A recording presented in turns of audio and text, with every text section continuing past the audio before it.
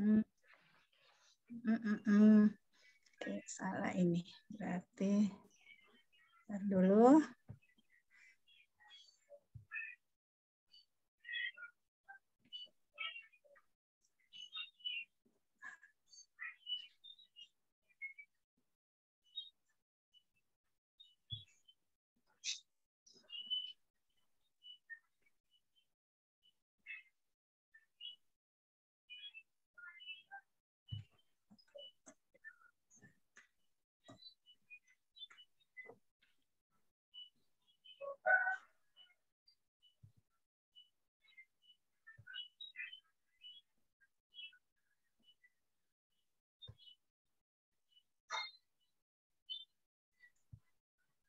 Oke, bentar ya.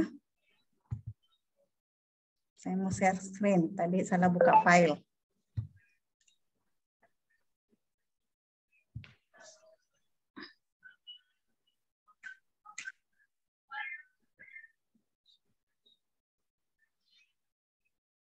Ya, apa slide saya sudah kelihatan? Bu. Sudah, Bu. Oke. Ya. Abaikan bayangan gelap di samping saya. Ya. Alhamdulillah kita sudah berada di agenda 3, yaitu agenda tentang peran dan kedudukan PNS dalam mewujudkan smart governance. Dan saya bahagia sekali karena bisa memfasilitasi kelompok 4 ini, 10 orang dari Angkatan 98 Latsar Parigi Motong. Betul? Betul ya? Betul, Bu. Betul, Bu. Ya, ya. Kalau enggak suara bisa pakai reaction-nya. Ayo, mana reaction-nya? Saya mau lihat dong. Mana reaction-nya? Kasih jempol semua pagi ini. Yuk, yuk, yuk. Mana jempolnya? Virtual.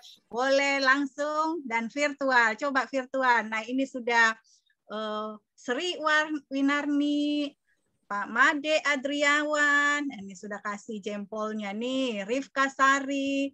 Dan yang lain-lain. Terima kasih ya. Nah, jadi kalau nanti dalam pembelajaran, karena kita cuma 2 JP, jadi bisa raise hand, bisa kasih apa reaksi-reaksi ya, bisa kasih jempol atau apa kalau suka dan lain sebagainya.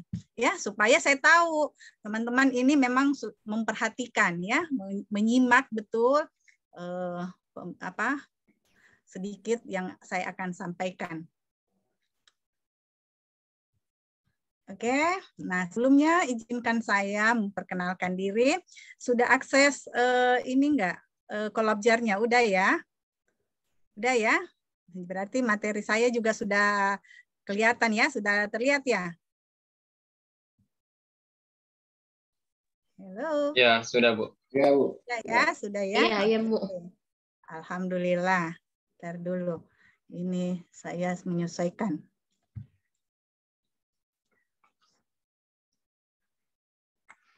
Nah, oke, saya lihat dulu supaya saya bisa melihat. Oke, ada saya. Nah, ini izinkan saya kenalkan diri ya. Saya Dr. Gigi Silviani Kesuma, Magister Public Health, Widya Iswara Ahli Madya. Ya, sekarang jabatan fungsionalnya adalah Widya Iswara Ahli Madya. Jadi bukan dokternya. Ya, kenapa ada dokter di ruang belajar? Ya, itu dia. Jadi Widya Iswara. Karena jadi Widya Iswara sehingga kita punya kesempatan untuk bertemu pada kegiatan pelatihan dasar CPNS ini. Nah, ini saluran-saluran komunikasi saya, kontak saya yang bisa teman-teman akses ya. Yaitu WhatsApp sekaligus nomor handphone, dan juga saya punya channel YouTube, juga Facebook, Instagram, dan alamat email ya. Nah, ini silahkan, sehingga nanti ya maksud ini saya meminta untuk subscribe, utamanya para ASN itu bukan untuk menyamai Hatta Halilintar ya, tetapi lebih kepada informasi tentang pembelajaran atau informasi tentang ASN ya. Nah, karena teman-teman ini kan di awal. Nah, kami para Widya Iswara itu selalu terakses informasi pengembangan kompetensi ASN. Ya, jadi biasanya saya membuat konten-konten ya yang terkait dengan ASN. Jadi kalau yang belum subscribe, nah nanti di-subscribe ya. Dan iya, karena apa? Tujuannya adalah pada saat ada informasi baru, itu ada notifikasi bagi yang sudah subscribe dan akan mendapatkan informasi terkini ya, apa yang diinikan. Jadi selamat ketemu semua, Parigi Motong ya, Latsar Parigi Motong, sahabat Latsar Parigi Motong.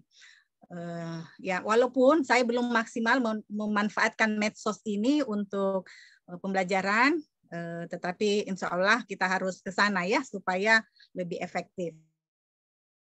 Dan alhamdulillah jabatan saya sekarang sudah di golongan 4C ya, pembina utama muda. Ya, itu pencapaiannya sampai saat ini.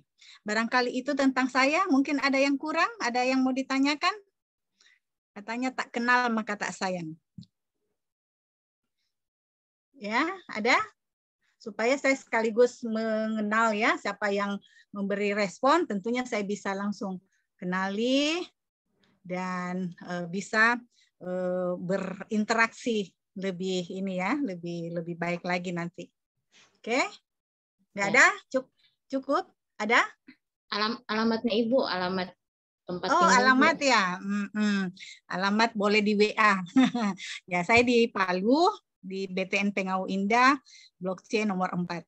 Ya, jadi kalau ke Palu terus bawa oleh-oleh boleh.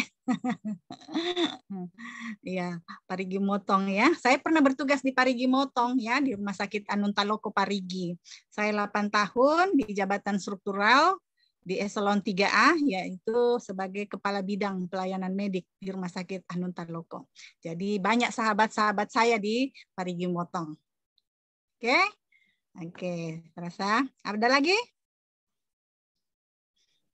Nah, kalau keluarga, nggak ada yang nanya ya? Ini kan, kalau lihat fotonya ini kan seolah cewek 17 tahun kan? Iya, Bu. Boleh keluarga, Bu. Iya, jangan salah kira ya, jangan menuduh ya. Ya, saya sekarang di saat ini punya anak 3 orang dan 2 cucu, ya sudah punya cucu 2 orang, alhamdulillah ya. Dan bungsu saya hanya satu-satunya cewek itu sudah kelas 2 SMA, ya sudah kelas 2 SMA. Itu tentang saya. Ya, barangkali cukup ya informasinya. Insya Allah kita banyak berinteraksi ke depannya. Insya Allah kita akan ketemu pada kesempatan-kesempatan lainnya. Oke, saya lanjutkan boleh? Boleh, Bu. Oke. Nah, sedikit tentang agenda 3 ya, teman-teman sudah melalui MOOC ya, di sana pembelajaran secara mandiri, membaca ya, menonton video, kemudian melakukan evaluasi dengan melalui menjawab pertanyaan-pertanyaan, dan ini tentunya sudah menambah pengalaman, menambah pengetahuan tentang peran dan kedudukan PNS dalam mewujudkan smart government. Ya. Nah, mau tanya nih, yang 10 orang sahabat saya di sini di kelompok 4 dapat bintang berapa semuanya nih? Pada dapat bintang. Yang dapat bintang 5? Adakah? Atau semuanya? Semuanya, Bu. Semuanya, alhamdulillah ya. Berarti emang anak milenial ya, jago-jago semua ya, nggak ada masalah ya, nggak ada hambatan dengan pembelajaran. Nah, di MOOC itu memang kesempatan kita untuk belajar banyak. Nah, saat ini kita berada pada tahapan distance learning, yaitu pembelajaran dengan pendampingan para Widya Iswara. Ya, nah, di sini nanti ada secara e-learningnya dan juga nanti ada klasikalnya. Ya, nah, di klasikal ini kita tidak akan ketemu, ya, akan diampu oleh ada teman Widya Iswara lain, tetapi itu dengan maksud memberi semua penguatan-penguatan sehingga teman-teman itu nanti bisa membuat rancangan aktualisasinya sampai pada pelaksanaan aktualisasi dan lulus berhak untuk mendapatkan sertifikat, ya, sertifikat kelulusan pelatihan dasar CPNS. Nah, ini sertifikatnya ini sangat penting karena akan dicari pada saat mau naik pangkat, setiap naik pangkat dimintakan, ya, atau saat berkala dan lain sebagainya selalu dimintakan, ya, selalu SK CPNS, SK 100% dan sampai SK yang terakhir. Nah, itu biasanya sering dimintakan. Jadi setelah nanti sertifikatnya emang dijaga, ya. Nah, dan itu juga bisa berarti menjadi kepercayaan penuh untuk pihak bank. Ya, kalau sudah begitu biasanya SK-nya itu sudah sangat diterima, ya, kalau mau menyekolahkan. Karena kalau sudah masuk sekolah biasanya itu lama baru keluar. Ngerti nggak? Ya, jadi betapa pentingnya dan betapa harus bersyukurnya teman-teman setelah sampai pada tahapan ini, teman-teman sudah melalui sebuah proses yang panjang, melalui kompetisi yang berat tentu, ya, banyak teman-teman yang kurang beruntung yang belum bisa sampai pada tahapan ini, ya. Nah, alhamdulillah teman-teman yang terpilih bisa ini. Oke. Ya, jadi di agenda 3 ini ada 2 mata pelatihan, yaitu manajemen ASN dan Smart ASN. Dalam manajemen ASN itu tentang kedudukan, peran, hak, dan kewajiban, serta kode etik ASN. Kemudian konsep sistem merit dalam pengelolaan ASN, dan terakhir mekanisme pengelolaan ASN. Ya, dan yang kedua yaitu materi Smart ASN itu tentang digital skill, digital culture, digital ethic, dan digital safety. Ya. Biasanya saya memfasilitasi peserta itu dan selalu memancing untuk interaktif. Tetapi kali ini karena kita cuma 2 JP dan ada 2 materi yang saya harus sampaikan, jadi saya lebih banyak menyampaikan dulu. Nanti teman-teman waktunya kita bisa atur untuk tanya jawab dan ini, ya. Tanya jawab dan diskusi, ya.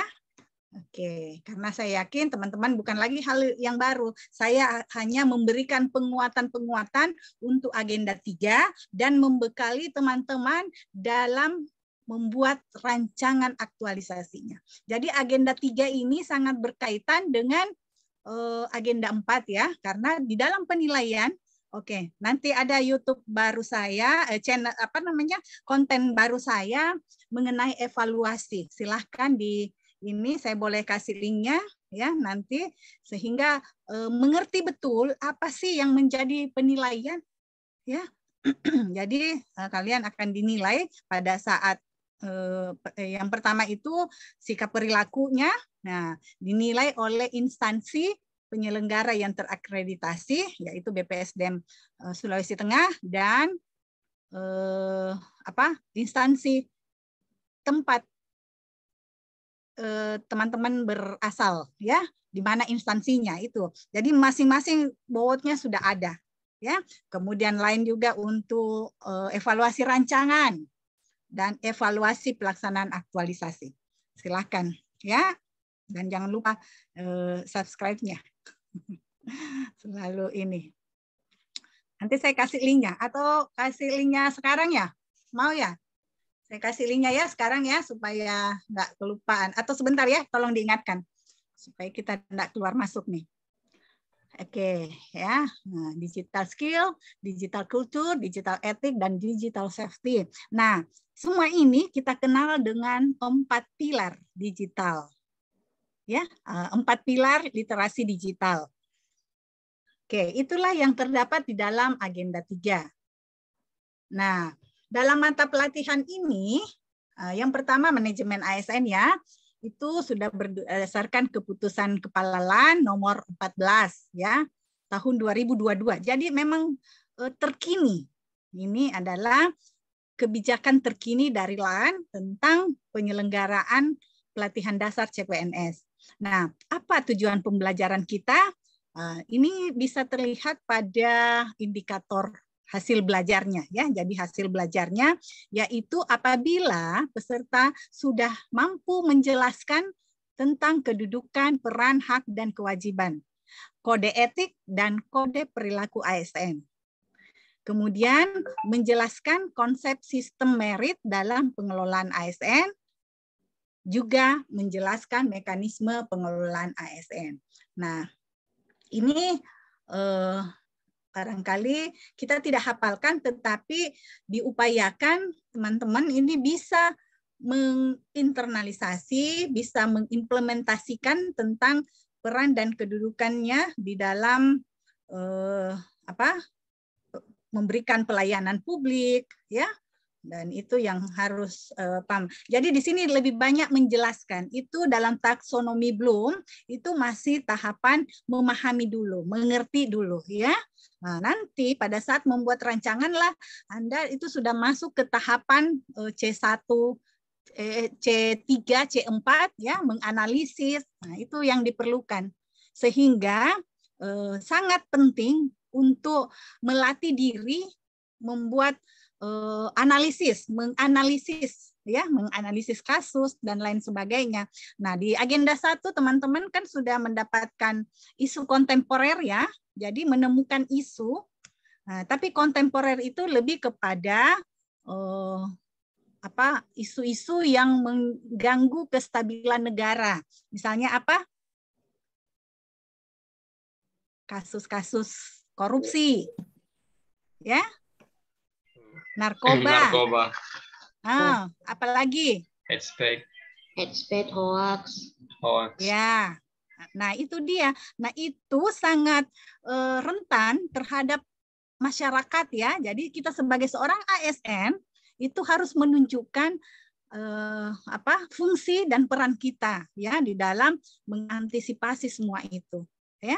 Nah, keterampilan yang ada yang teman-teman sudah dapatkan di isu kontemporer itu adalah kita tarik untuk rancangan teman-teman ya, dan kemudian juga ada pendampingan nanti dari coachnya untuk membuat sebuah rancangan aktualisasi yang akan diseminarkan ya, dievaluasi di sana sudah ada bobot-bobotnya sehingga teman-teman bisa maksimal menunjukkan gagasan kreatifnya, bisa mengkomunikasikan, bisa mengargumentasikan ya, dan memberikan solusi penyelesaian dari masalah yang dipilih ya. Nah, itu sudah lebih kepada tempat kerjanya ya. Jadi teman-teman ini memang keadaan real dari teman-teman masing-masing ya. Kalau saya nggak salah di sini ada sarjana hukum, ada dari untuk kesehatan dan yang lainnya guru. Benar? Ada ya? Iya. Ya. Oke, yang dari bidan ya kalau nggak salah ya? Ada? Iya, Bu. Dari Siapa kebidanan. Tuh? Siapa? Saya, Bu, Sri Winarni. Sri Winarni. Iya. Oke. Tugas di mana? Di Rumah Sakit Pratama Mautong. Oh, dari Motong. Kemarin juga angkatan 897 itu dari Motong. Nggak ada yang dari Rumah Sakit Anuntaloko Parigi? Nggak ada? Nggak ada, ya? Bu. Ada yang dari ini? Nggak ada berarti. Yang lain guru ya? Ya, guru di mana nih semua nih? Ada yang di Parigi? Bapak Ibu guru? Di Kota Parigi maksud saya. Kalau kabupatennya iyalah pasti semua ya Kabupaten Parigi. Maksud saya yang di Kota Parigi. Di kota belum ada kayaknya, tidak ada, Bu. Belum, dari luar. Pak Made dari mana? Pak Made Andriawan. Di mana sekolahnya, Pak? Sekolah penempatan di SMP Negeri 1 Toribulu, Bu. Di Toribulu. Oh, masih dekat tuh, ya kan? Ya, masih lumayan dekat. Dibanding Ibu Bidan sana yang dimotong itu. Kalau Ibu Bidan kampungnya di sana, Bu. Oh ya, balik ke kampung berarti ya. Oke. Nah, teman-teman, satu kebanggaan bahwa teman-teman dipercaya oleh negara ya untuk memberikan pelayanan terbaiknya kepada masyarakat. Jadi, dimanapun di dalam materi ini ada tuh kewajiban kita untuk bersedia ditempatkan di mana saja. Jadi jangan lihat tempatnya atau apanya, tetapi yang paling penting adalah pengabdiannya, ya. Karena kita seorang abdi negara. Jadi jangan cuma kita tahu ucapkan, tetapi kita kurang menginternalisasi bahwa memang kita seorang pelayan. ASN itu adalah pelayan. Kalau sebelum-sebelumnya masih ada para ASN yang bersifat otoriter dan seenaknya acuh memberikan pelayanan, sekarang sudah tidak laku, ya. Akan dikritisi oleh masyarakat dan kalau pemberi pelayanan itu akan ditinggal oleh masyarakat.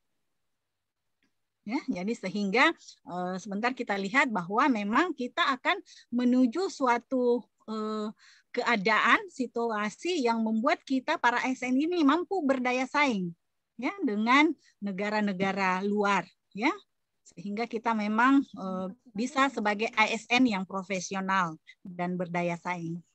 Ya, itu ya. Nah, ini. Jadi pada tahapan ini kita masih menjelaskan semua memang, tetapi nanti di dalam kegiatan aktualisasinya itu setelah melakukan analisis, teman-teman bisa menunjukkan ya, bisa menunjukkan sikap perilaku yang diharapkan sebagai seorang ASN. Oke, lanjut ya. Simpan pertanyaannya. Kalau perlu catat. Tapi jangan berkedip.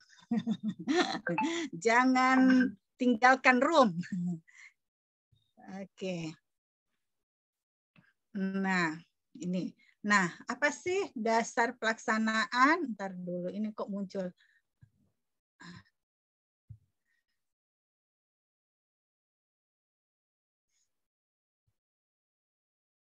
Ya.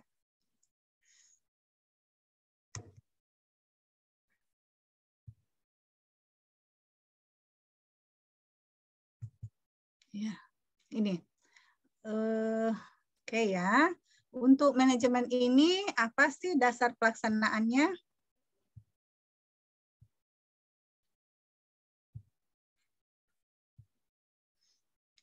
Ya. Jadi dasar pelaksanaan mata pelatihan ini ya, khususnya manajemen ASN ini itu yaitu ada 3, yaitu Undang-Undang Nomor 5 Tahun 2014 tentang aparatur sipil negara. Kemudian Peraturan Pemerintah Nomor 11 Tahun 2017 tentang manajemen pegawai negeri sipil. Ya, jadi di sini kita sama aja ya, ASN atau PNS itu maksudnya sama, cuma dalam penyebutan ya. Jadi kalau yang kekinian sih ASN, tetapi banyak istilah-istilah yang masih menggunakan pegawai negeri sipil, ya nggak apa-apa ya, sama aja.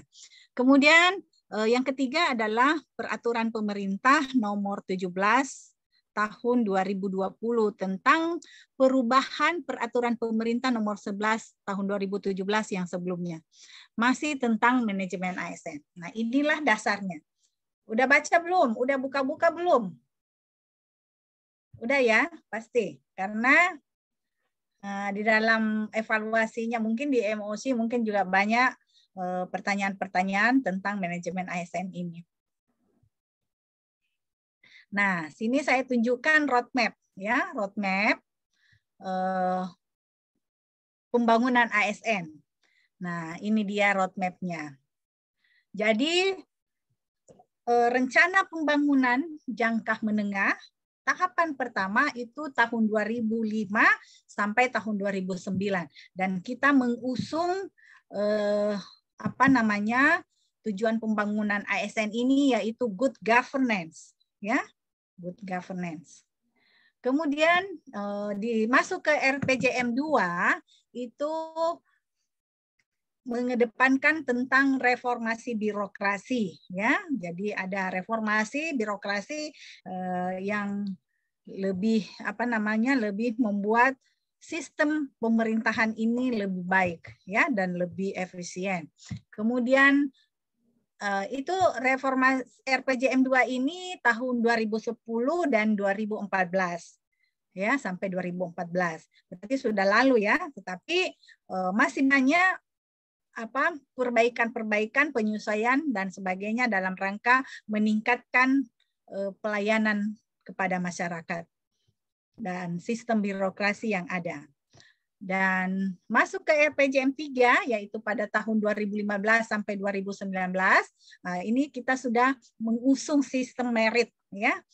Sistem merit di mana ini akan memotivasi atau sebuah kebijakan yang untuk ASN, ya, untuk meningkatkan kompetensi dan kinerjanya.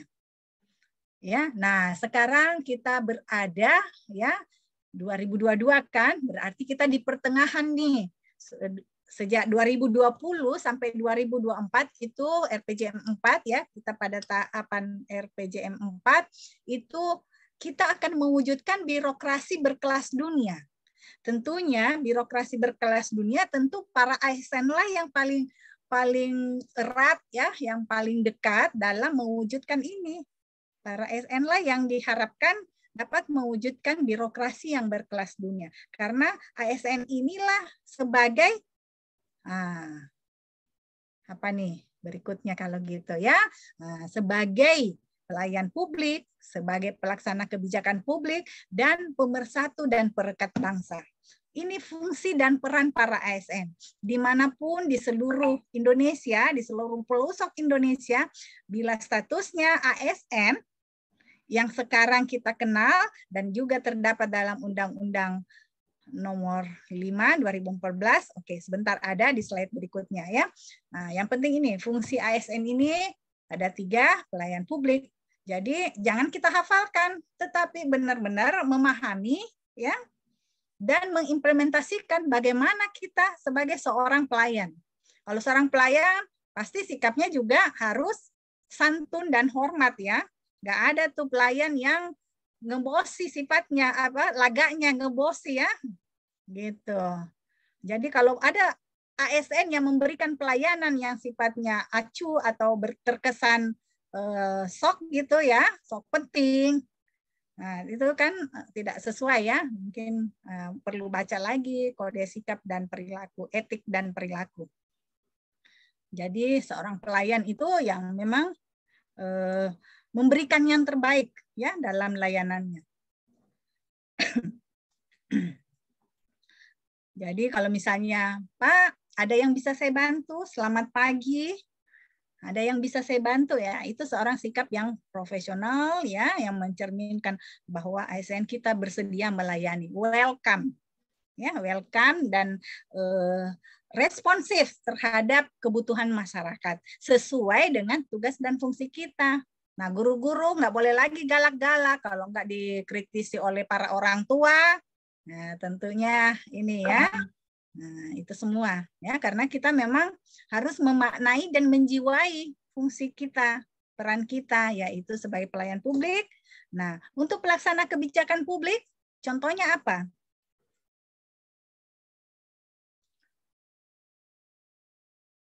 Untuk pelaksana kebijakan publik itu, ya, saya kok kurang lihat ada chat nih.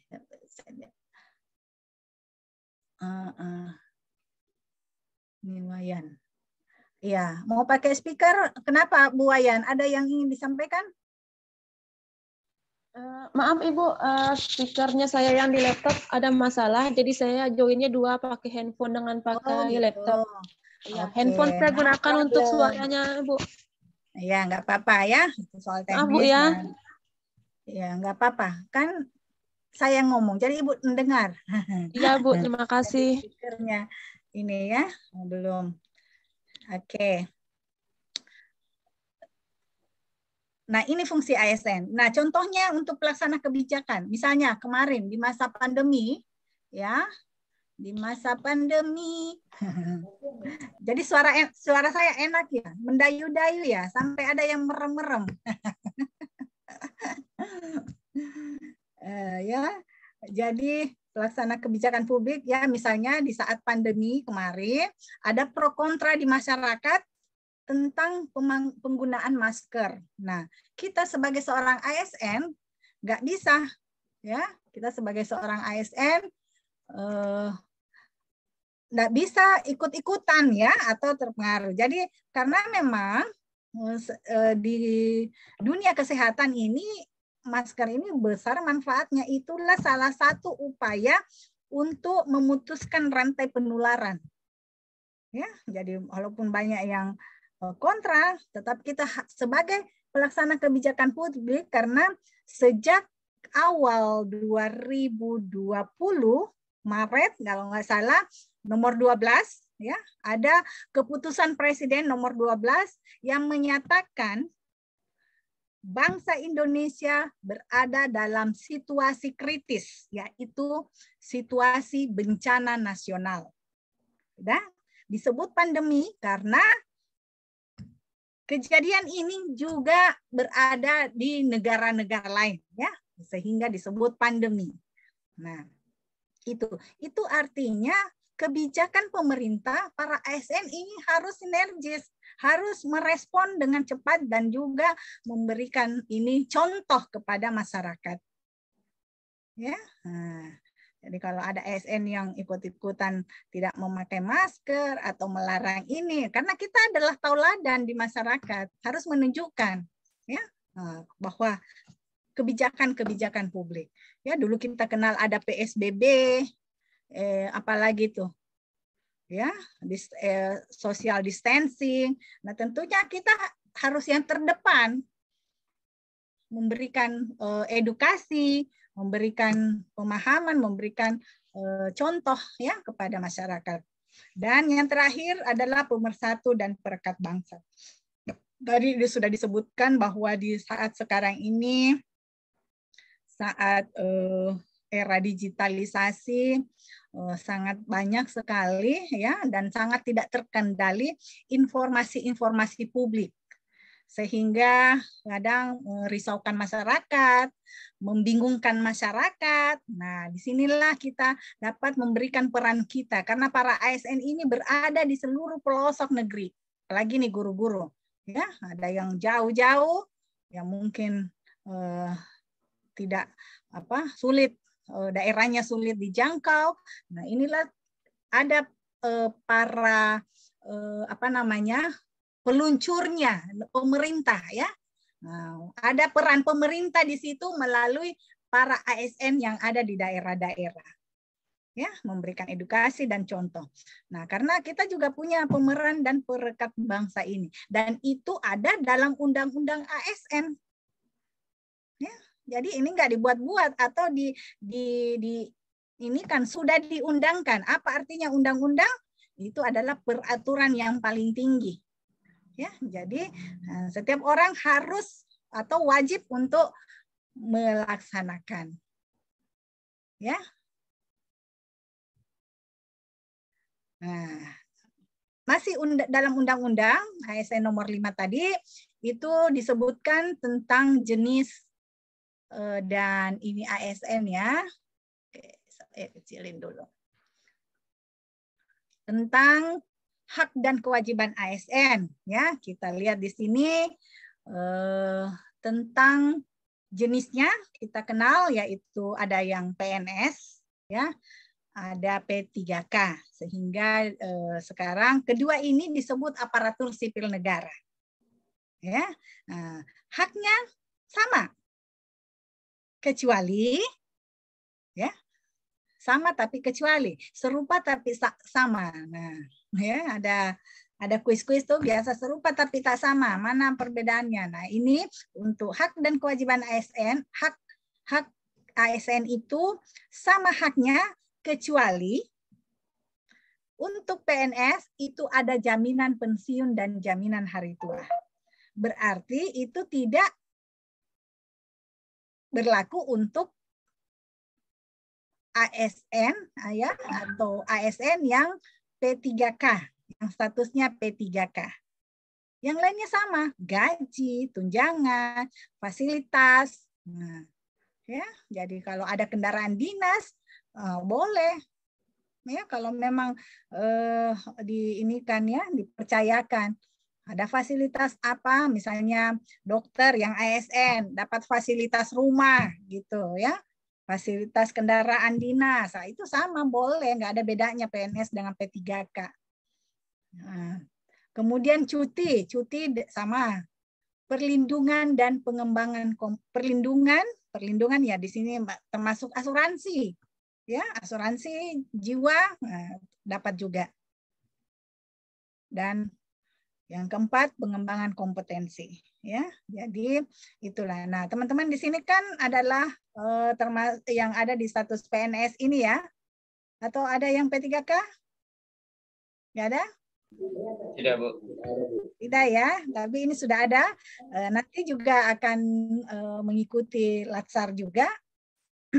Ya, tapi kita belum ada dari LAN untuk apakah sama kurikulumnya, sama materinya atau apa sama, tapi yang penting adalah nilai-nilai yang harus mereka internalisasikan sebagai seorang ASN, kemudian peran dan kedudukannya dalam untuk mewujudkan smart governance ya. Nah, kewajibannya ini semua sama ya, tidak ada bedanya, yaitu setia dan taat pada Pancasila, Undang-Undang Negara Republik Indonesia tahun 1945, NKRI dan pemerintah yang sah, menjaga persatuan dan kesatuan bangsa, melaksanakan kebijakan pemerintah. Jadi ini benar-benar dimaknai. Jadi bukan dihafalkan saja, tetapi diimplementasikan. Ya, melalui apa?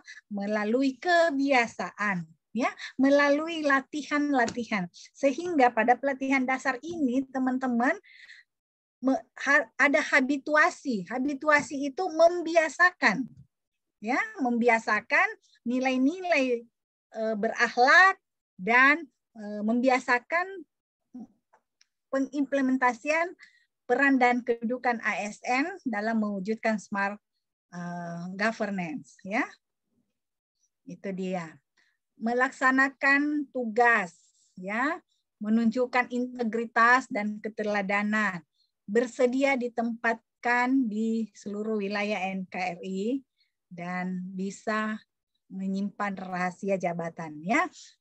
Yang rahasia jabatan misalnya dokter, nah itu ada kan, nggak boleh seseorang itu expose ya. Kalau ada masalah kesehatan seseorang itu nggak boleh kalau nggak diminta atau bukan yang bersangkutan. Itu sebenarnya rahasia jabatan. Gitu. Kalau guru kira-kira apa yang bisa menjadi rahasia jabatannya? Ya.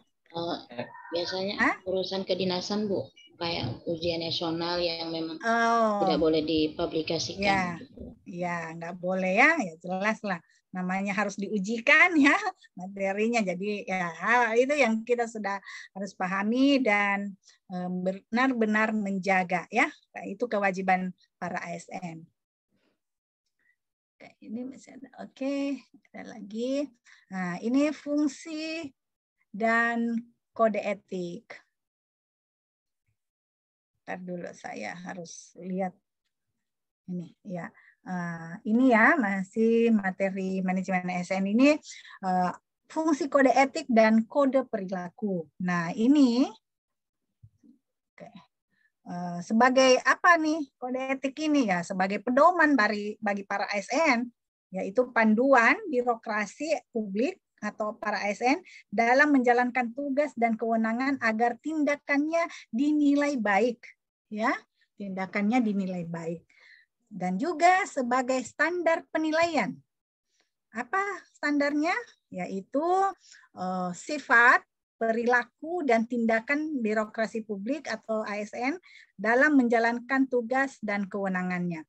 Standar itu adalah ukuran yang sama bagi ASN-nya dan pimpinan dan lain sebagainya. Ya, harus ada standarnya. Karena kalau nggak ada standar, ya bisa ada kecenderungan menjadi persepsi.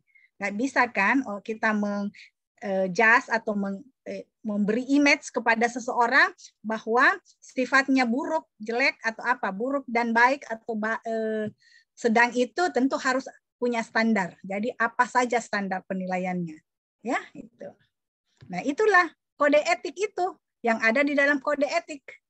Ya, jadi kode etiknya sendiri itu adalah sebuah aturan, ya, atau panduan, dan sikap perilaku kita itulah sebenarnya kode etiknya, ya, yang harus diinikan. Jadi kalau berada atau hanya sebatas file atau naskah yang tersimpan, itu belum jadi kode etik. Kode etik itu kalau sudah diimplementasikan, ya, sudah ditindaklanjuti, ya.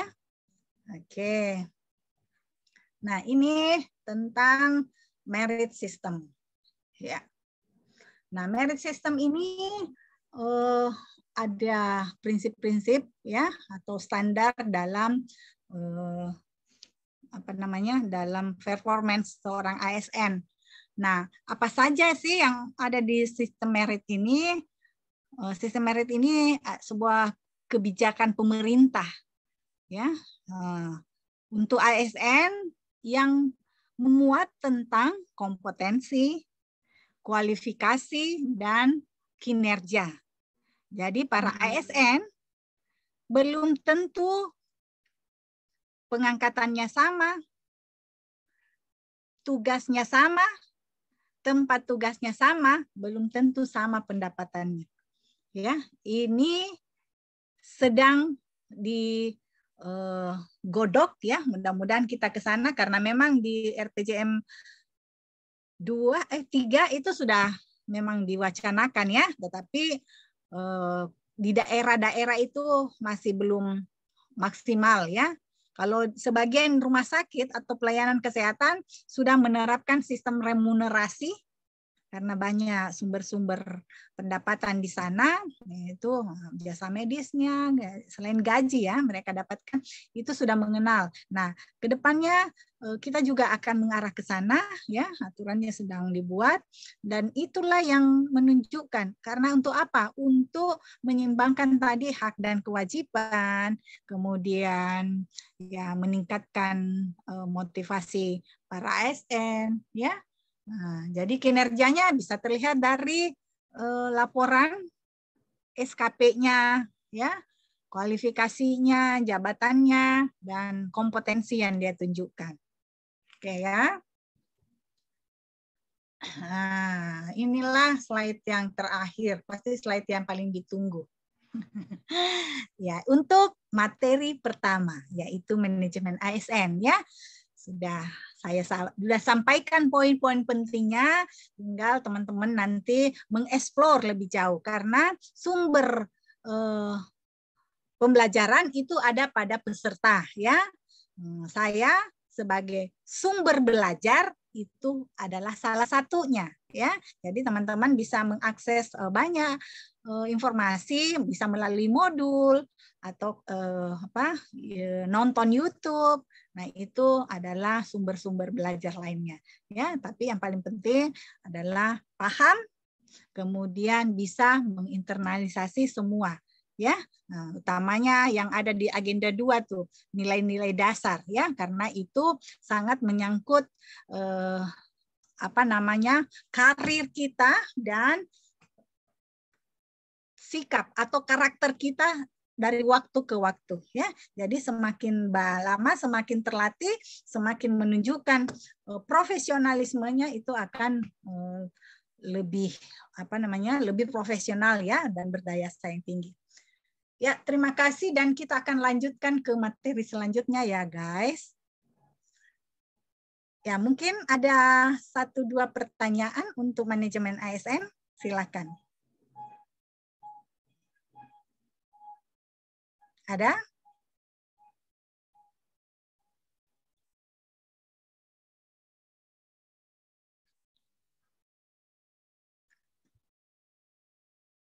Atau saya tunjuk kalau malu-malu?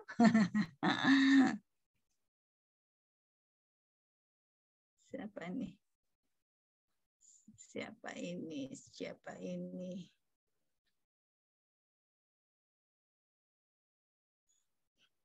Nggak ada ya?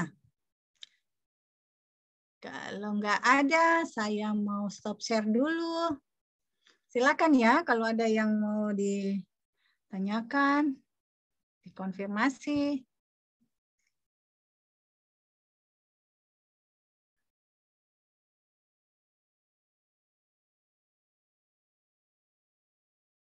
Nunung Fernanda. Nunung di mana? Nunung.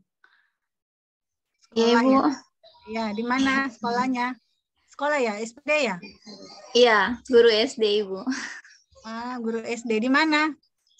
Di SDN Inti Tomoli, Kecamatan Toribulu. Tomoli. Oh ya, ada dulu peserta saya siapa namanya? Indo siapa ya? Indo ada Indonya. Dulu peserta latsar. Ingatnya itu Tomolinya itu. Saya ingatnya. Nah, daerahnya ya. Oke, kita beralih ke agenda 2.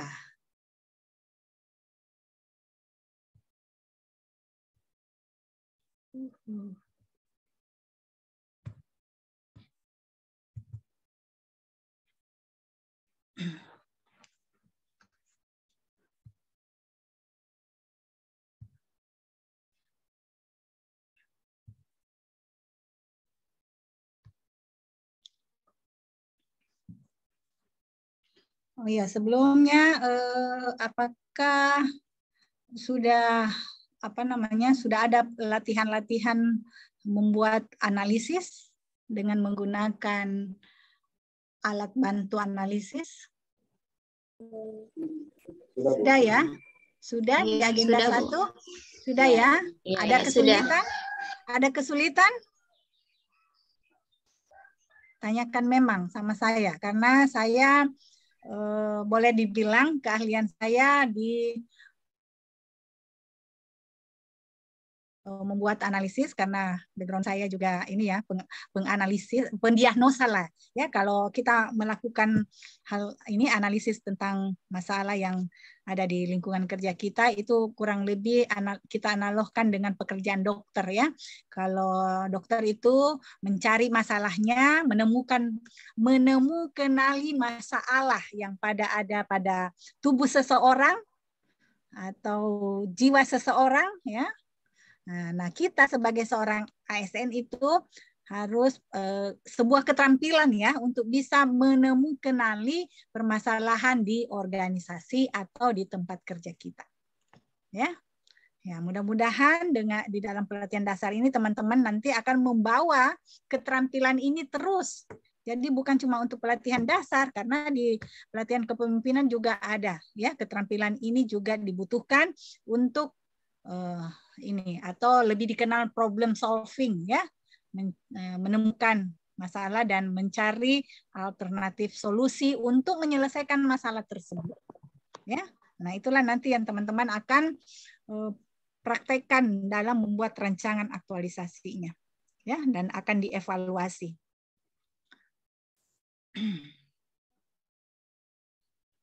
Oke, masih agenda 3. Kita masuk ke mata pelatihan yang kedua. Ya, ini kita lewatkan ya. Sekilas ini saja, sekilas itu iklan yang lewat gitu. Nah, ini materi yang kedua, Smart ASN. Ya. Nah, ini indikator hasil belajarnya. Teman-teman diharapkan dapat memiliki pemahaman mengenai literasi digital, mengenali berbagai bentuk masalah yang ditimbulkan akibat kurangnya literasi digital, mampu mengimplementasikan materi literasi digital pada kehidupan sehari-hari bagi peserta. Ya, kehidupan sehari-hari kita ini akan berkaitan dengan tugas pokok kita, ya. Tentunya digitalisasi ini sangat membantu dalam menyelesaikan pekerjaan-pekerjaan kita. mampu mengaplikasikan materi literasi digital dalam kehidupan sehari-hari bagi peserta, dan dapat menunjukkan sikap perilaku yang sesuai dengan kecakapan, keamanan, etika, dan budaya dalam bermedia digital. Ya. Oke. Jadi ini indikator hasil belajar ini saling ya sudah komplit di dalam peserta sejak awal, jadi dari MOC mendapatkan pemahaman-pemahaman, kemudian masuk ke agenda 1 pada tahapan distance learning. Nah, itu diberikan penguatan bela negara. Jadi digitalisasi ini kita dapat melakukan pembelaan negara. Jadi bukan berarti kita harus perang namanya ya untuk bela negara, tetapi ancaman yang datang bagi bangsa Indonesia ini kita harus perangi ya. Misalnya tadi ancaman hoax, melalui hoax, kemudian apalagi tuh ya, semuanya ya, karena kita tahu banyak sekali masalah-masalah yang dihadapi oleh negara ini. Nah, kewajiban kita untuk membela negara ini tentunya ya harus familiar juga dengan digital, sehingga tidak sembarang tahu yang mana yang merupakan ya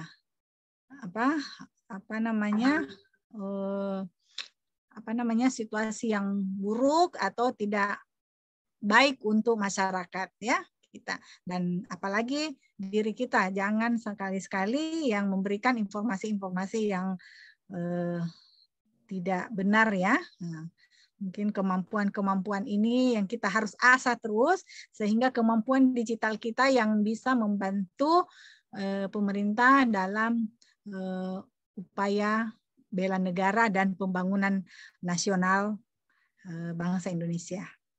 Nah, kita masuk ke submateri yang pertama, yaitu tentang literasi digital. Yaitu kemampuan wajib yang harus dimiliki oleh CPNS dan diharapkan mampu mengikuti dan beradaptasi dengan perubahan transformasi digital yang berlangsung sangat cepat. Ya, kita kenal ya tentang VUCA. Ada yang tahu VUCA apa itu? Halo, VUCA.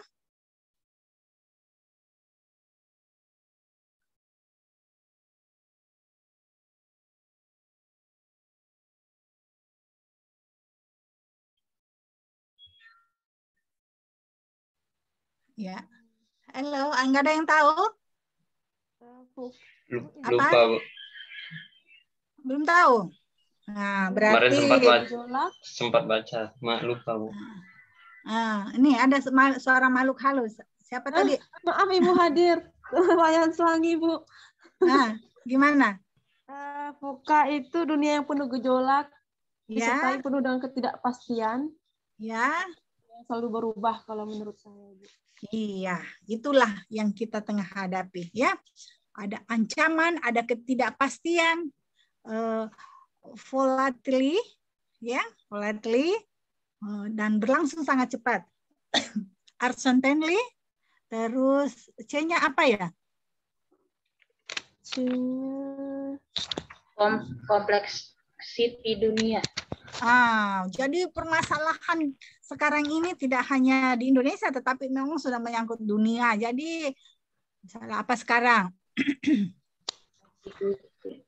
Ya, banyak sekali ya. Termasuk pandemi ini. Jadi menjadi masalah bagi seluruh dunia ya, bagi berbagai dunia. Tapi alhamdulillah pada tahapan ini kita sudah melalui sebuah proses dalam upaya-upaya untuk mengurangi kerugian, ya, mengurangi kerugian, yaitu kerugian ini bisa materi maupun jiwa. Ya, kita tahu bahwa di awal-awal pandemi banyak sekali yang tidak terselamatkan ya dengan keadaan-keadaannya, tetapi pemerintah berusaha terus untuk melindungi rakyatnya karena ini kewajiban pemerintah ya untuk melindungi rakyatnya ya. Jadi baik dalam ekonomi maupun dalam kesehatan ya. Ini yang terus dilakukan dan kita saat ini sudah ada suatu situasi yaitu herd immunity ya, sebuah kekebalan yang sudah meluas oleh orang-orang yang ada di masyarakat sehingga sudah ada kelonggaran-kelonggaran. Kalau 2 tahun sebelumnya kita memang para ASN dilarang untuk mudik pada saat Lebaran atau apa ya, melakukan social distancing dan lain sebagainya. Kali ini pemerintah sudah memberikan kelonggaran, tetapi tetap memperhatikan protokol kesehatan. Ya, inilah yang harus kita wujudkan ya. Oke. Yang kedua, ya berikutnya ini Indonesia Digital Nation. Jadi negara yang melek dengan digital ya, yaitu yang memberikan manfaat, berkeadilan dan berdaya saing.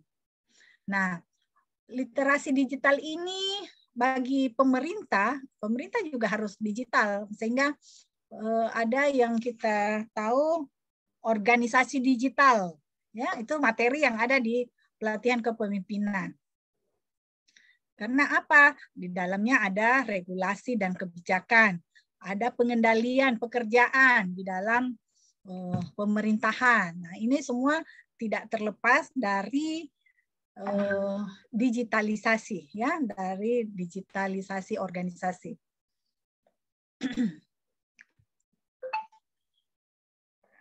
Saya suka ini karena tertutup materi saya. Oke. Ya, begitu juga di masyarakat. Masyarakat pun harus ini digital nation ini ya. Nah, masyarakat juga harus paham digital, baik dalam aktivitas digital dan melakukan marketing dan lain sebagainya. Nah, itu. Ya, kita tahu sekarang pemanfaatan aplikasi ini sangat membantu pekerjaan kita sehari-hari dan untuk meningkatkan perekonomian. Ya, kalau di awal-awal pandemi semua serba bingung ya, serba tidak menentu, serba tidak pasti. Nah, itulah di era VUCA. Namun sekarang kita harus bergerak maju, tidak boleh menyerah pada keadaan. Ya, kita harus tangguh. Makanya itu ada semangatnya di agenda 1. Ya, semangat bela negaranya sudah harusnya ada di agenda 1. Memang dalam laporan, dalam evaluasi itu nggak disebut-sebut, tetapi itu ada di dalam diri para peserta. Ya, harus ada di dalam diri para peserta. Semangat bela negara melakukan pekerjaannya, tugas-tugasnya dengan baik untuk mencerdaskan bangsa, untuk ya semualah dengan peran dan tugas fungsi masing-masing. Seorang widyaswara ya yang dikenal atau disebut juga guru bangsa ya. Nah, ini juga punya peran nih ya untuk bela negara. Bela negara ini ya menghasilkan ASN yang punya kompetensi dalam manajerial, dalam kompetensi teknisnya masing-masing dan kompetensi sosial kulturalnya. Ya, para widyaswara selalu terakses dengan kebutuhan-kebutuhan perubahan ya. Jadi perubahan-perubahan inilah yang kita transfer kembali ya, kita tularkan kembali kepada para ASN. Ya, melalui apa? Kompetensi, melalui pengembangan kompetensi. Jadi nanti sepanjang perjalanan karir nanti teman-teman harus meningkatkan kompetensi dengan cara ya belajar sendiri atau mengikuti kursus-kursus, mengikuti pelatihan yang disediakan oleh ini ya pemerintah maupun ya kalau swasta kan pasti ada berbayar ya. Nah, itu. Jadi ya begitu ya jadi banyak sekarang dilakukan perbaikan kemudian dan fasilitas-fasilitas untuk ya memang kita menuju kepada birokrasi yang berkelas dunia tadi. Ya, enggak lama lagi nih karena sekarang 2022. Nah, itu katanya 2024. Nah, tapi walaupun sudah berlalu, belum sepenuhnya kita bisa wujudkan. Jadi itu berjalan terus ya perbaikan. Yang penting kita punya roadmap, ya punya roadmap. Sistem merit aja sudah berlalu, tapi belum semua bisa terselenggara. Ya, tetapi kedepannya akan mengarah ke sana untuk perbaikan. Ya, ada kinerja terukur. Jadi nggak sama. Setiap orang sama gajinya, sama pendapatannya. Padahal pekerjaannya kadang-kadang ada yang berat, ada yang beresiko tinggi. Nah, itu dia ya. Jadi ada proporsional dalam sistem merit ini. Ya, ada seperti itu. Jadi orang yang punya produktivitas, kompetensinya tinggi, ya itu tentu beda dong. Income-nya ya beda ininya. Nah, begitu juga ekonomi digital ya. Jadi kita selain pembangunan manusianya, pembangunan ekonomi juga ya kita selaraskan, kita sinergikan. Nah, dengan cara apa? SDM-nya digital, teknologi penunjang ya. Nah, ini teknologi penunjang lebih digital ya, penggunaan aplikasi-aplikasi yang sudah sangat familiar ya, dan memberikan kemudahan kepada kita untuk melakukan aktivitas sehari-hari. Riset dan inovasi. Nah, ini juga untuk melakukan perbaikan pengembangan dalam pelaksanaan tugas kita sebagai seorang ASN. Nah, ini ada data dari Kominfo dan Katadata tahun 2020 ya. Indeks Literasi Digital Nasional. Jadi secara nasional ternyata kita masih berada pada tahapan sedang ya, belum sampai kepada baik. Ya. Nah, itu. Grafiknya ini masih yaitu tentang literasi digitalnya, tentang informasi dan literasi digital, kemudian komunikasi dan kolaborasi, kemudian keamanan dan kemampuan teknologi ya. Ternyata ini masih pada tahapan sedang semua. Nah, kita untuk sampai ke RPJM 4 tadi, birokrasi berkelas dunia dan berdaya saing, tentunya harus meningkatkan ini nih kemampuan literasi kita ya, seluruh ASN dengan peran dan fungsinya masing-masing. Ini ya, supaya bisa meningkat sampai ke yang baik, indeks yang baik. Nah, ini juga ada data tentang penetrasi pengguna internet. Nah, ternyata populasi kita yang 266.911.900 ini hanya 1,3% ya. Nah, ini dari BPS. Pertumbuhannya itu hanya 1,3%. Nah, dan pengguna internet yang aktif ya pengguna internet itu hanya 196 ya, hampir berapa ya persennya? Ini 714. Dan ini lagi pertumbuhannya 8,9%, ini pengguna internet ya. Pertumbuhannya masih rendah ya, masih ini. Dan sedangkan tahun 2019 itu lumayan ya penetrasinya agak tinggi ya, 73,7%. Nah, tentunya inilah data-data inilah yang kita bisa lihat dan telusuri apa dan bagaimana mensiasati sehingga kita bisa mencapai tadi ya, pemerintahannya digital, masyarakatnya digital, dan apalagi satu tadi, ekonomi ya, perekonomian digital.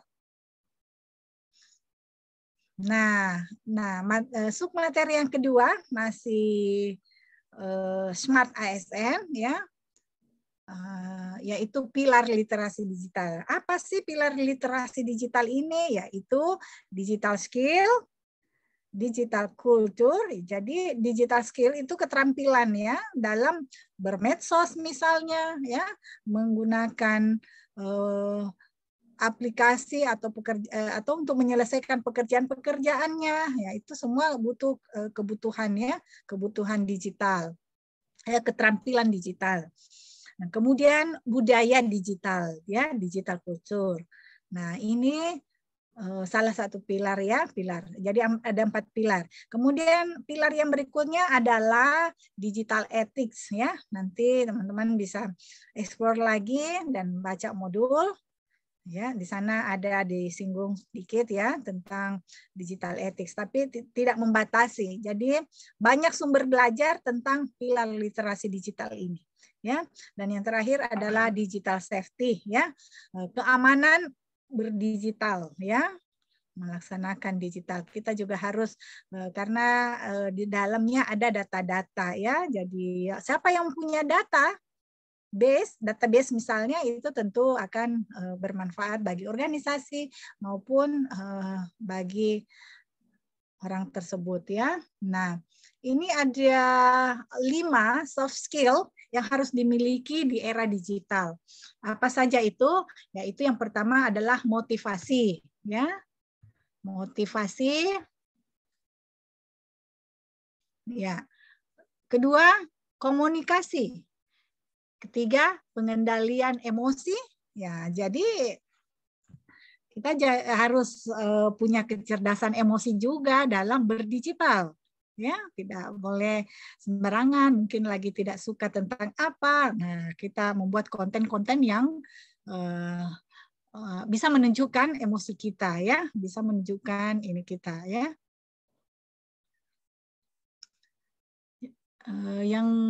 Yang berikutnya adalah berpikir kreatif dan inovatif. Itulah soft skill yang ada di era digital ini. Yang terakhir, integritas. Ya, integritas itu kita bisa mempertanggungjawabkan apa yang telah kita lakukan. Nah, di yang lain juga ada top 10, top 10 digital skill. Ya, nah itu besar ini yang ini. Oke, itu apa? Iya. Nah, top 10 ini yang pertama Microsoft Office. Tentunya kita sudah familiar ya dengan Microsoft Office di perangkat komputer kita. Nah, itu makin mahir, makin menguasai digital teknologi, tentu makin bagus hasilnya. Ya, makin cepat pekerjaannya, makin bisa memberikan manfaat kepada orang di sekitarnya atau masyarakatnya. Kemudian sosial media marketing. Ya, tentunya kita saat ini ya sangat familiar dengan belanja-belanja online hanya karena informasi dari sosial media ya, misalnya dari Facebook ada ini, kita tertarik ya memenuhi kebutuhan kita ya, itulah marketing juga memanfaatkan nih digital ya. Kalau dulu kita butuh barang harus ke toko, harus belanja, nah sekarang enggak, dari barang dari luar pun kita bisa beli dengan sistem yang ada. Pada saat pendistribusian, pengiriman juga terbantu dengan teknologi ya, Grab, apa semua itu kurir ya, itu semua sudah menggunakan aplikasi ya. Jadi memang sebuah sistem yang sudah terbangun. Jadi bagi siapa yang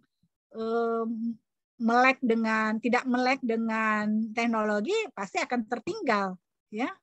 Nah, tidak bisa mengikuti percepatan dunia, percepatan di sekitar kita ya.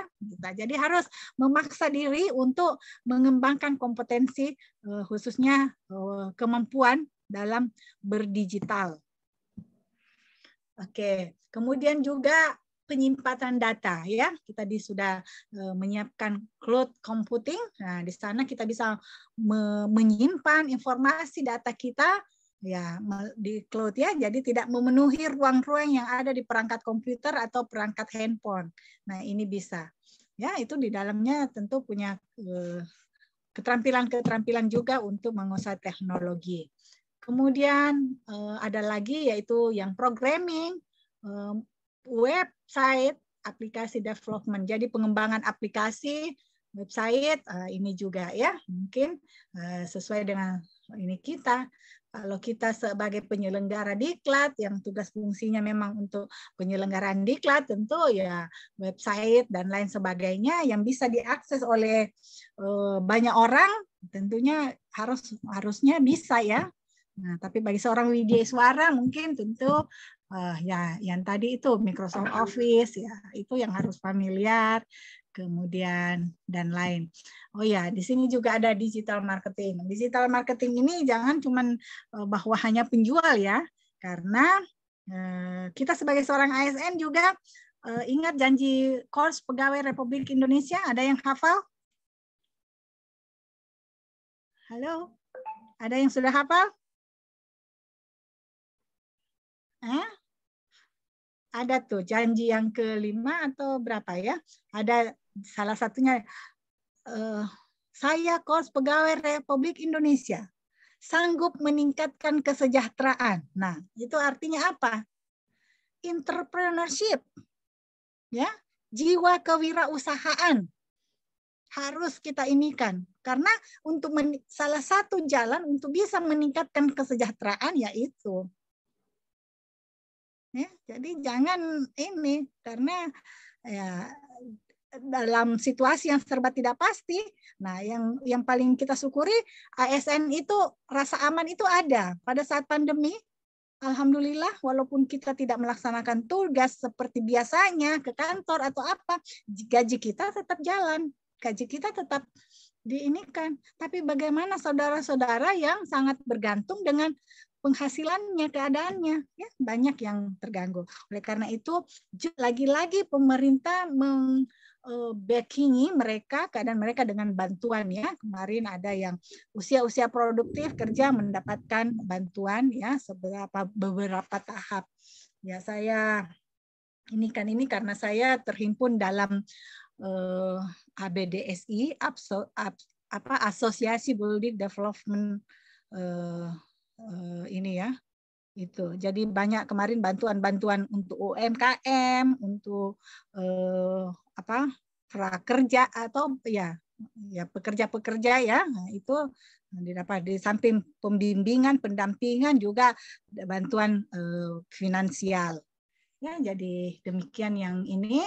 Kemudian juga digital banking ya. Kita sebagian lah ya, belum semua orang, karena termasuk ibu saya itu masih cemas ya, masih khawatir untuk digital banking. Mereka lebih nyaman kalau dia harus ke ATM. Ya, ke ATM ya, artinya tahu gimana ini kalau digital banking, takutnya salah ketik, salah ini, takutnya begitu. Nah, kalau nggak dilakukan ya tidak ini juga ya, kita nggak tahu, nggak terlatih gitu.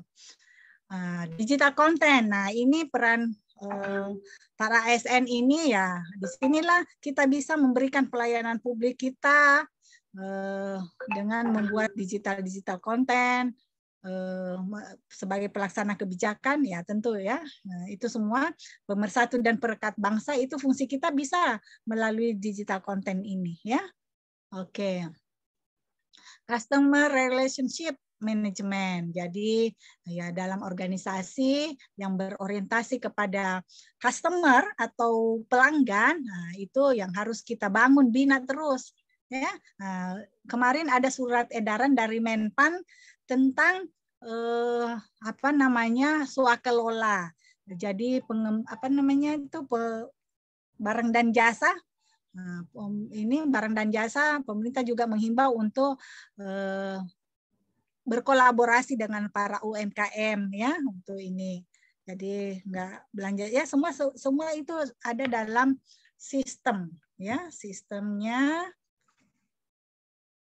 Bentar dulu ya. Dan ini lagi artificial intelligence ya. Nah, ini kecerdasan tambahan. Jadi ini juga menyangkut digitalisasi ya. Saat ini saya juga pelaku bisnis ya, untuk ya dengan robotik kemarin itu. Nah, ini cerita tentang artificial intelligence ya. Wow, tentang forex. Nah, ya lebih tren sekarang ini kasusnya Doni Salman ya. Nah, itu gimana pendapatnya? Itu setuju apa enggak? Pro atau kontra? Apakah masih ada semua? Jangan-jangan cuma saya di sini. Masih ada, Bu. Masih ada ya? Sunyi-senyap rasanya dari tadi. Kurang komen. Tapi Kadek yang rajin kasih jempolnya. Kadek boleh mengatakan sesuatu tentang apa tuh yang kemarin marak dibicarakan oleh publik tentang ini robot trading. Oh ya, Bu. Terima kasih, Bu. Boleh, silakan. Ya. Hari saya, Bu, kita sebagai KSN menyikapi hal itu terkait robot trading itu ya sebaiknya kita menghindari itu, Bu, atau tidak mengikuti. Kenapa? Alasannya? Ya, karena kemarin itu kan, Bu, kasusnya kasus penipuan, Bu. Masuk Gitu dalam ya? ranah hukum perjudian. Ya. Terus? Sudah? Iya, itu saya mungkin. Ya, makasih ya. Ya, silakan kalau masih ada. Ada lagi? Di sini banyak ini. Ya. Mungkin ada yang lain ingin berpendapat?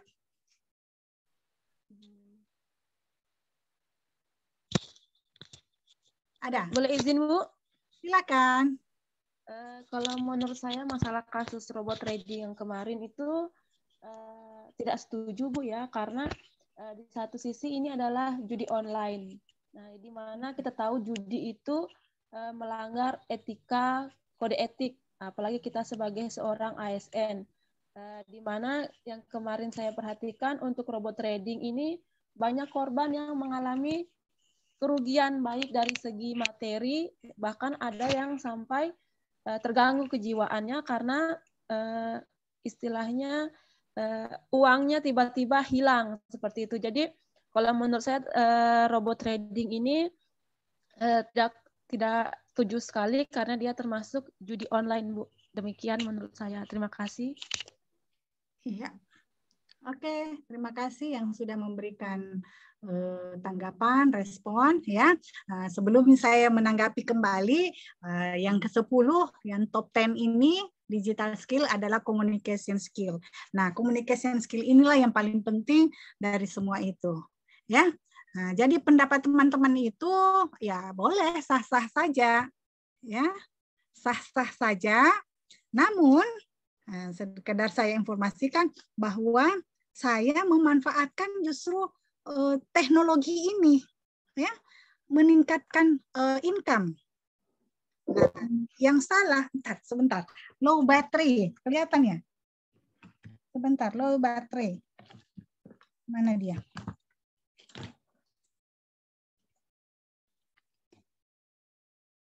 Ya, oke. Ya, saya justru memanfaatkan. Jadi beberapa saat yang lalu sejak pandemi, ya, karena saya memang sudah terbiasa ya punya bisnis ya selain sebagai seorang ASN, yang penting tidak mengganggu ini saya, tugas-tugas saya melakukan itu apa namanya memanfaatkan digital ini. Nah, yang salah pada misalnya ini pendapat saya ya. Nah, saya ini juga nggak tepat juga sih kalau dibilang judi. Jadi judi memang itu sebuah keterampilan trading. Ya, trading itu ya memang memprediksi kapan harus beli, kapan harus jual dan lain sebagainya. Itu keterampilan ya, sebuah skill. Tidak semua orang ngerti. Nah, Doni Salman kebetulan ya memanfaatkan afiliatnya untuk menjual atau mendistribusikan robot. Ya, jadi robot yang bekerja, robot yang trading. Nah, karena kita kan nggak punya skill untuk trading, nah kita ini kan robot tentu dengan modal ya, harus modal. Kemudian juga ada cryptocurrency. Nah, itu. Alhamdulillah saya ada di sana. Jadi niat saya bukan untuk ikut judi ya, tetapi ini tadi kaitannya dengan digital. Karena memberikan banyak keuntungan-keuntungan juga. Nah, ya, jadi orang berdagang, nah itu lebih saya kepada berdagangnya. Dan itu ada fatwa MUI ya sudah bahwa trading itu adalah hal yang bukan riba ya, bukan ini, tapi halal gitu. Jadi yang salah pada dunia ini karena menghimpun ya afiliatnya, sistemnya. Jadi menghimpun dana dengan iming-iming dapat bonus yang lebih. Nah, itu mungkin yang membuat ya banyak pelanggaran-pelanggaran, kemudian belum dapat izin dari Bapepti ya, badan apa namanya itu Bapepti ya ada. Nah, itu ya. Jadi ya lagi berproses, saya nggak lihat ke sananya, tentu harus bertanggung jawab ya dengan ini. Tapi sekedar tahu teman-teman, saya pelaku pelaku ke ini, dan saya bukan seorang trader, tapi saya mau memanfaatkan robot. Jadi saya beli robot, robotnya ada sekarang, saya istirahatkan karena situasi Ukraina dan Rusia ya itu akhir-akhir kemarin itu banyak yang loss, nah, sehingga investasi atau dana saya tarik dan saya alihkan ke cryptocurrency, di mana mata uang yang berlaku di seluruh dunia, dan kita nanti ke depannya ini akan serba digital ya, dengan koin-koin itu mungkin uang fisik itu tidak akan terpakai lagi ya.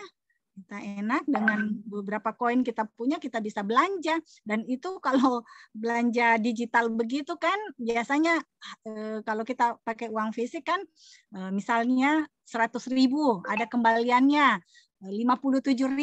Nah kalau koin sampai 0,0 pun itu sudah ini termuat. Jadi memang banyak kemudahannya.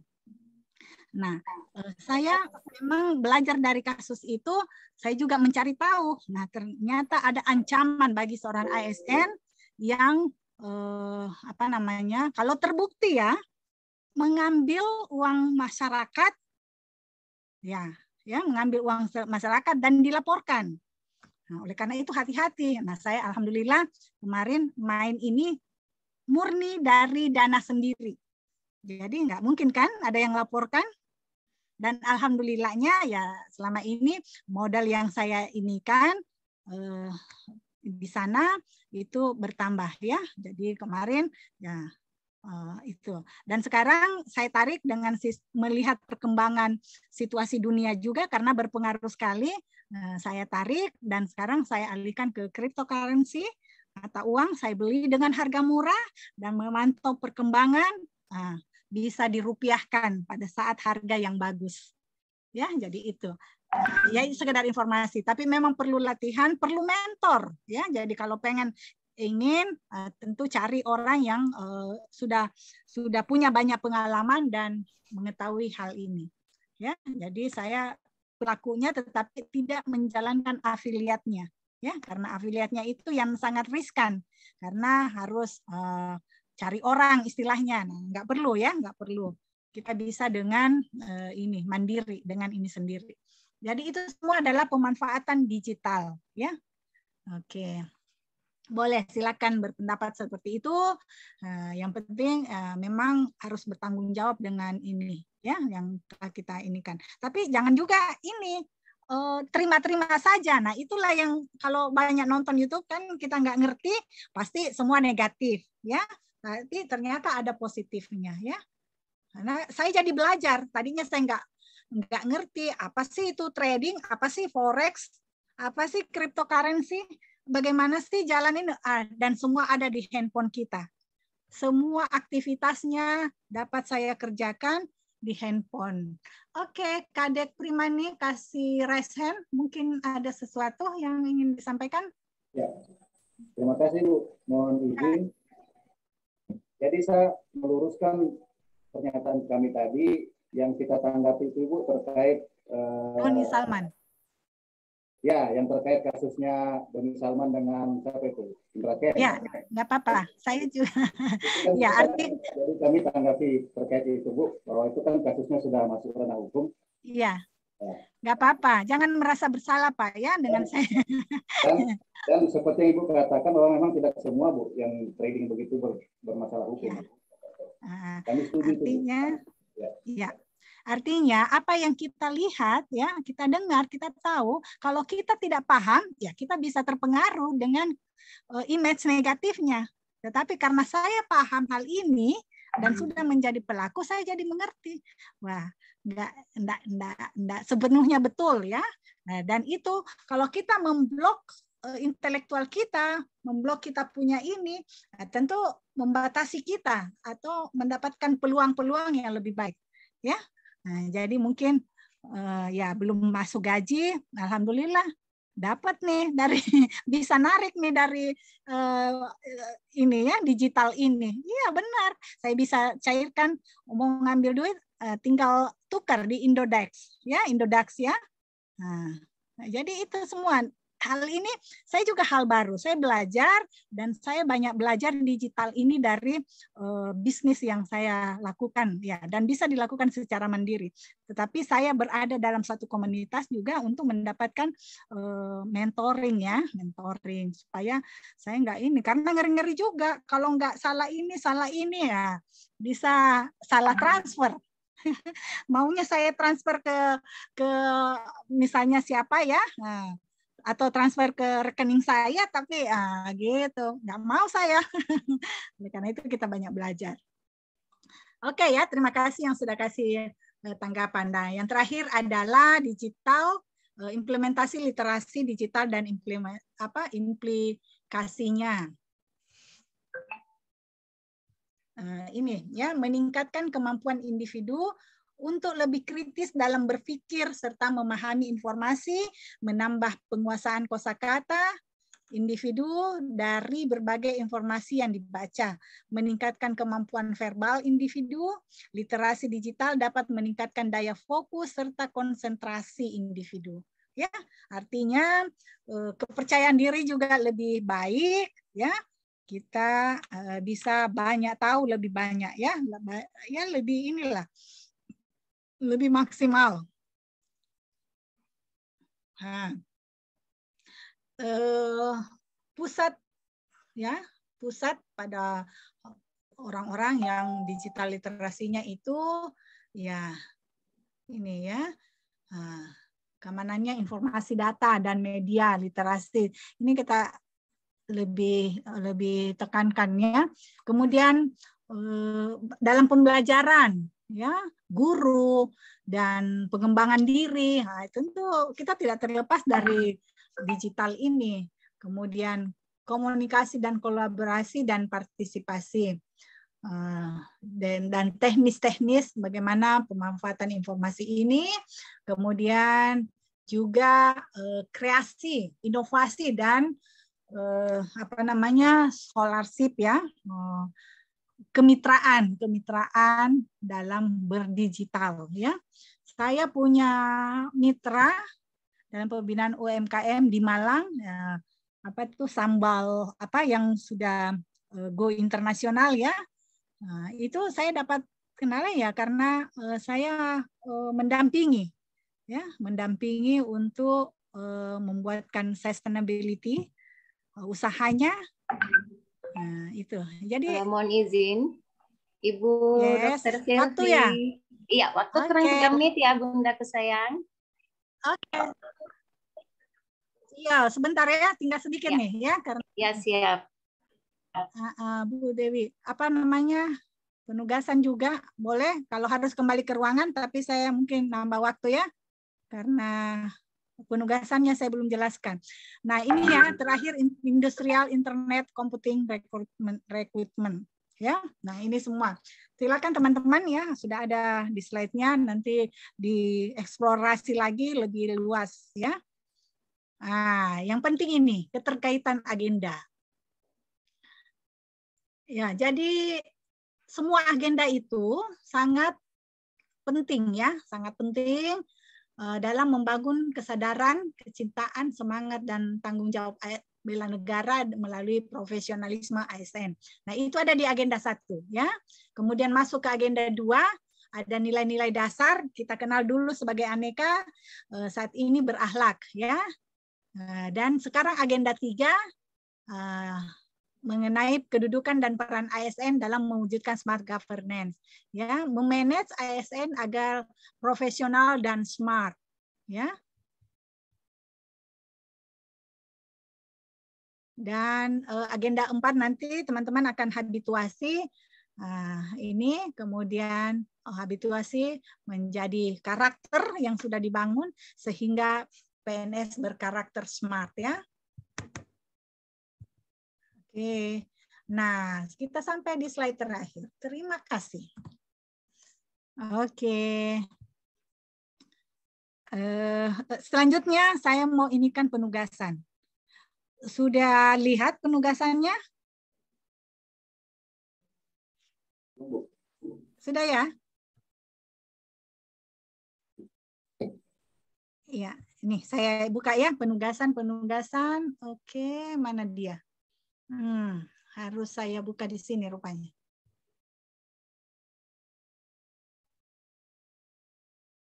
Penugasan. Oke.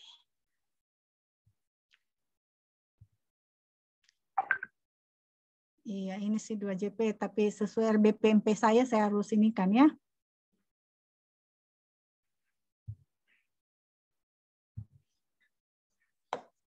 Ya, sudah lihat ini? Lihat, Bu. Enggak, maksud saya di Kolabjannya sudah dilihat? Sudah ada? Belum, Bu. Nanti kita belum ya? Nah, berarti saya belum upload. Sebentar ya. Sudah ada. Sudah ada, Bu. Sudah ada ya? Iya. Oke, terima kasih. Bagaimana nih? Ada yang belum, ada yang sudah. Nanti saya cek lagi ya. Nah, jadi memang di kolom tugas supaya bisa tempat untuk mengupload ini tugas-tugasnya ya. Mantap. Nah, di penugasan agenda 3 ini ada terdiri dari penugasan 1 ya. Nah, dikerjakan hari ini ya. Nah, itu berupa tugas individu ya. Tugas individunya mengidentifikasi dan mendeskripsikan isu-isu terkait implementasi manajemen ASN.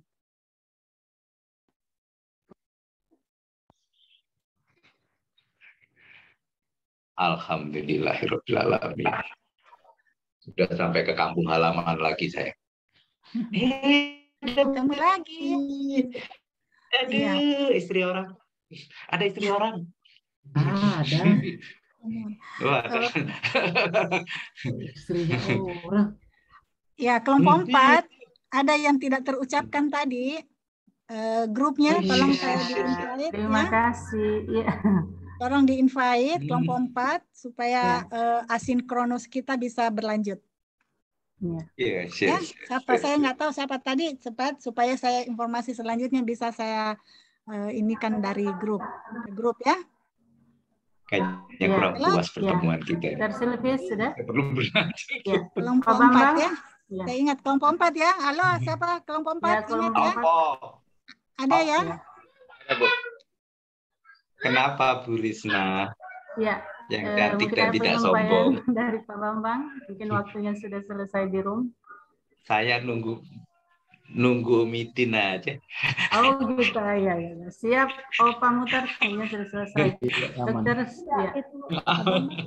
Belum selesai gimana? Iya, Dokter Silvi, ada lagi dokter, silakan. Enggak, memastikan saja kelompok 4 itu ini invite ya saya supaya bisa saya lanjutkan asinkronusnya ya. Oke. Ya.